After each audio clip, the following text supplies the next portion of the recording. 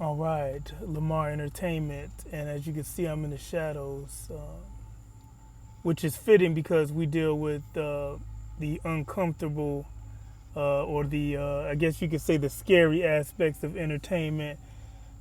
And Exit Mundi, the 2001 Dutch website, is one of the, I guess you can say, early pioneers of internet horror, because some of these, as we go along, you're going to see that some of these scenarios can actually occur, and it deals with the end of the world in a joking manner. But there was something eerie about this website. This came out um, the year before I graduated. Actually, this website, it's giving away my age, but um, this scenario, for some reason, the author wanted to name it Ta Da Ta.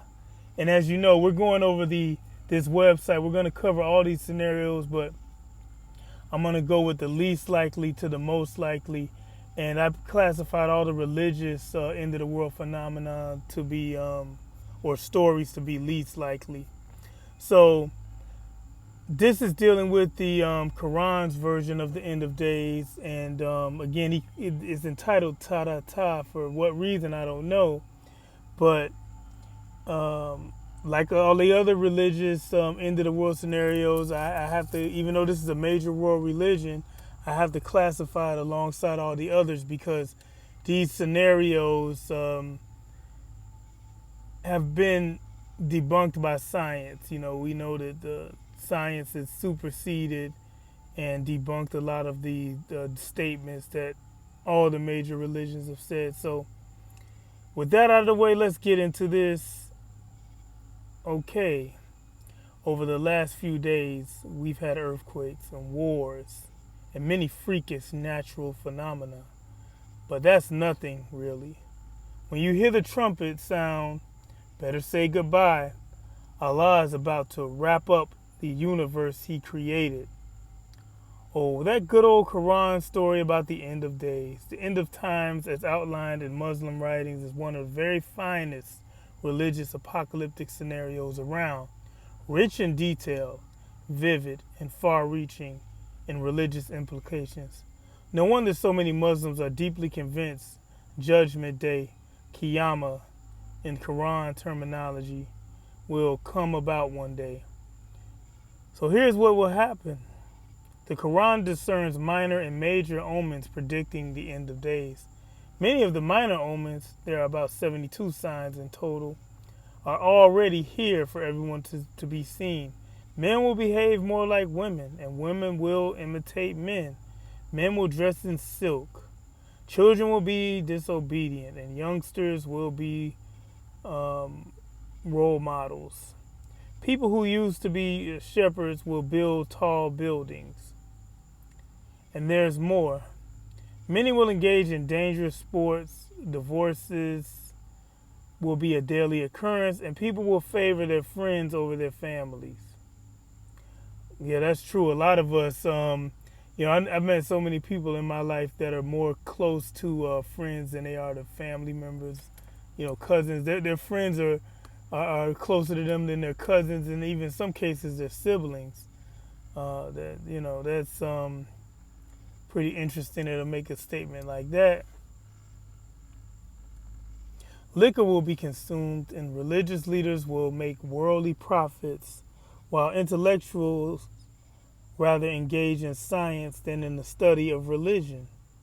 Also, there will be the usual apocalyptic rumble a bumble, earthquakes, devastating wars, storms, and floods. If you add things up, it'll, excuse me, if you add things up, it looks like the end of days is quite near, don't you think? Well, don't worry yet. When time's up, you can't miss it, for the signs will become more and more grotesque, one after another. They will roll in like a string of beads, falling one from the other, as the Prophet Muhammad put it. As the first sign, the countdown to doomsday is ending, nature displays some very odd phenomena. You'll notice red winds sweeping across the country. Some people find their face gets malformed. Hey, Isn't that a pig's face? Others are even less fortunate. Everywhere people are suddenly swallowed into the ground. Then a cataclysmic religious war breaks out. It's Muslims versus Christians. And soon after the outbreak of war, half the Christian army signed a peace treaty with the Muslims. Muslim-Christian coalition conquers Istanbul, while the bad Christians conquer Syria. But that all changes when the Christian army starts heading for Mecca. Suddenly the ground cracks open and gone are the Christians. Well, that doesn't mean the war is over. Muslims raid the Middle East, lose 2/3 of their army, but in the end win back Syria and Palestine. Immediately they declare holy war, jihad on India, and win. You will find all this warfare a bit boring. Just wait. More miraculous things are about to happen.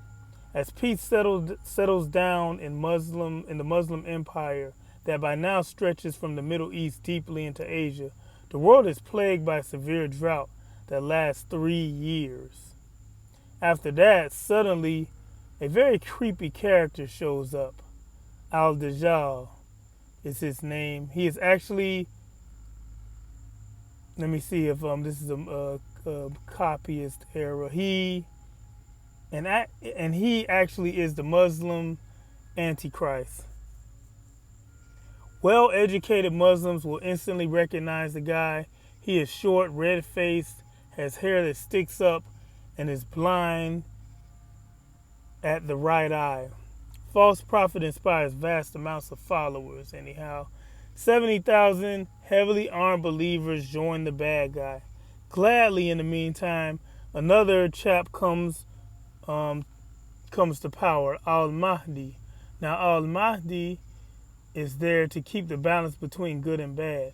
He is a military leader and is named after the prophet, and of course calls everyone to the true Islam as often as he can. It takes a third miracle to break down the stalemate between Al-Dajjal and Al-Mahdi, Jesus. Yes, you read it right.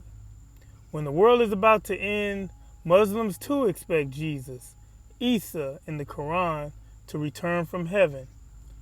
It is a miraculous thing to see. Since Isa returns with much dramatic display, he descends from the sky in Damascus while a mass prayer is going on. If you're a Christian, you're in for a big surprise. Without an eye's blink, Jesus denounces Christianity and calls upon everyone to convert to Islam. And Jesus is in a fighting mood. Yeah, that's one of the nicknames for Jesus, a Prince of Peace. So it's pretty ironic that he's in this fighting mood. He turns out an excellent military leader as he goes out to pick a fight with Al-Dajjal while more and more people convert to Islam. Isa defeats the false prophet. Jesus kills Al-Dajjal himself. It happens in a valley of Ifik near an Israeli airport. After that, a brief period of peace sets in. Jihad stops. Islam rules. There's peace and prosperity everywhere. And Isa himself retires, marries, has many children, and dies after 19 years and is buried next to Muhammad. But wait, it was still merely the beginning of, then the screen wants to turn off on his Kindle. Merely the beginning of a kind of warming up